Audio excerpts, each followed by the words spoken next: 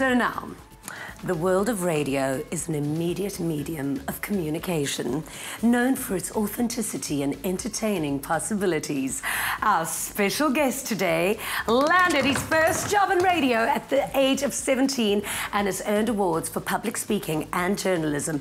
I need to put on my radio voice because he is so amazing. Spitch Nzawumbi is known for his thought-provoking opinions and challenging dialogues, making him one of South Africa's most entertaining radio presenters of all time, and of course, a huge fave on Afternoon Express.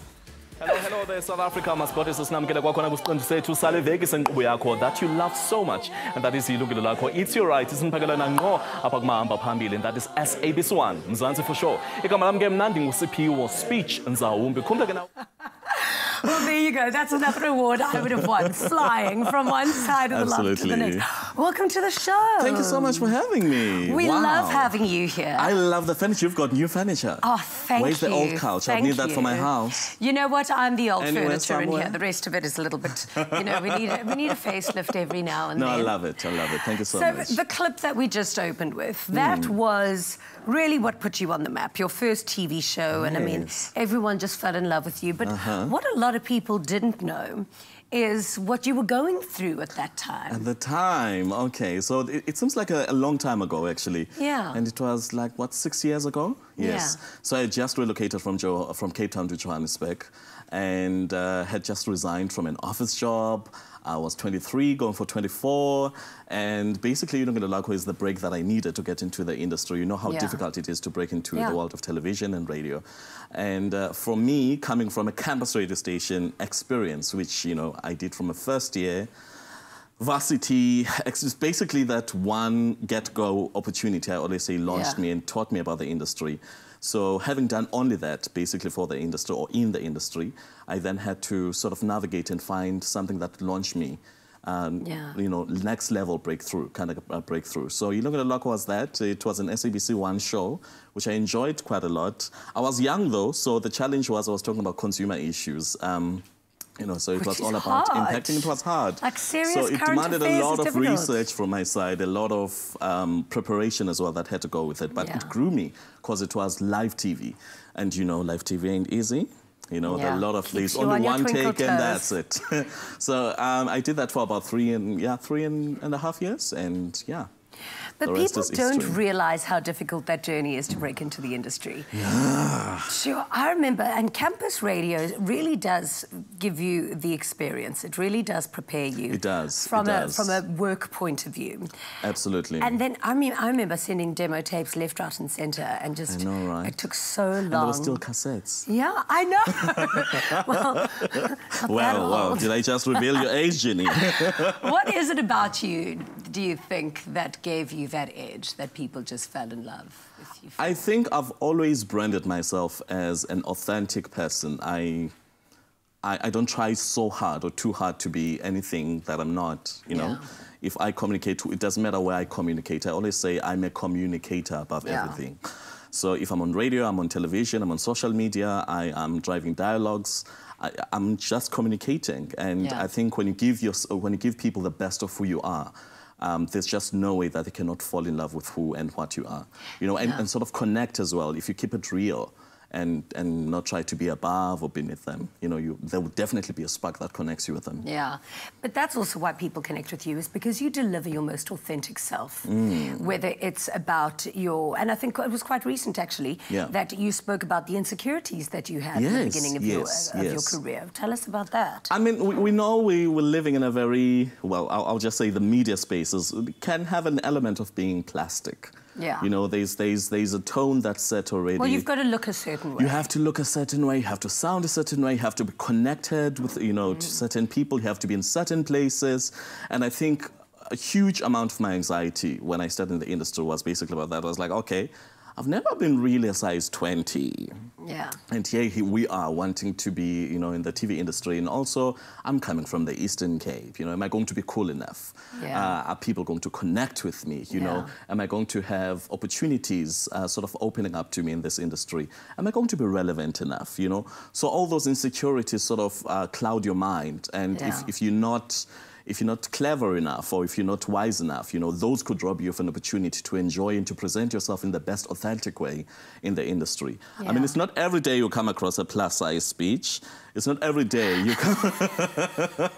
It's not every day you come across, you know? So you basically find your spark and what works for you. Yeah. And I think I had to get to a point where I look at my insecurities and say, oh, come on, man. Use these to push yourself forward. But is it your insecurities that are clouding you? Are all our audiences extremely tough? For example, let's take Black Twitter as an example. Oh, my favorite place to be. You're quite an enterprising guy. I mean, okay, just for the viewers out there who don't know, give us a rundown from the beginning. What exactly is Black Twitter? So, Jeannie, we live in a digital space and digital era as well. I mean, we've moved from the ages of the library. We still have to go to the library when we have to. But basically, everything is right here in the palm of our hands. You know, the world is right here. So why not create digital concepts that are going to enhance and open opportunities for people who are basically connected by this one device or an app, social media, Twitter, Facebook, Instagram. So this came about a very funny way.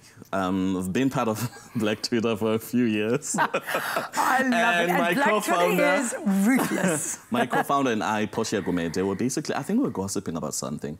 And then we thought, how about we have interviews, I mean, awards this year. And so we took it from the DM, we basically structured how it was going to go, and from then we just, you know, we hit it straight on the TL. And for us, what started it was the wit and fun of it, you know, the controversy that comes with Black Twitter. It had been a tough year, 2017, for some people. So we thought, you know, how about we award our best thieves, our, you know, controversial tweets, we award threads and whatnot. Let's see who so some of them were. Okay, so there was Tour of the Year. And this is this year, by the way. Bonang and Phil. So what happened there? Why did they have a tour? You can't pronounce that, by the way, Ginny. It's live TV.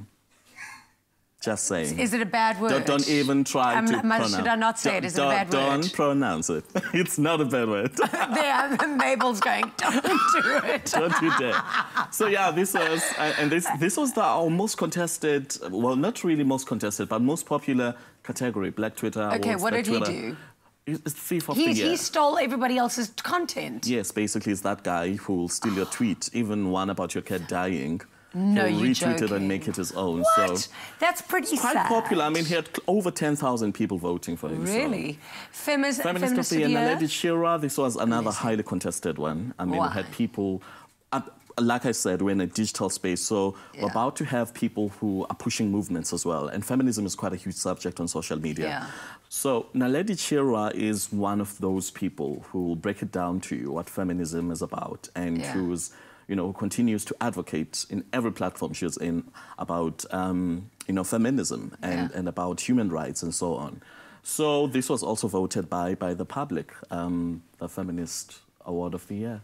Then, of course, the LGBTQI award, Pumlani Kango, yes, one of my faves on Twitter.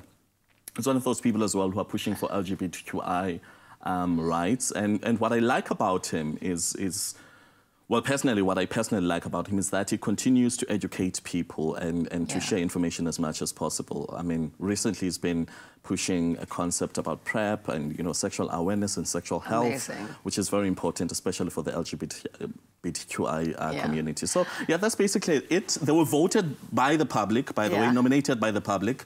The categories were, well, some of those categories were presented to us by the public. So everything is public, it's open, it's fair voting, and there was nothing that... No, Black Twitter is we didn't rig any votes. It is hilarious. Some of the comments that come out, and then, of course, with the memes and the... I mean, it's just... But you know what's also important is that it has created... Twitter has created a space for people who wouldn't normally bump into each other on a... you know, a day on the road or day to street encounter.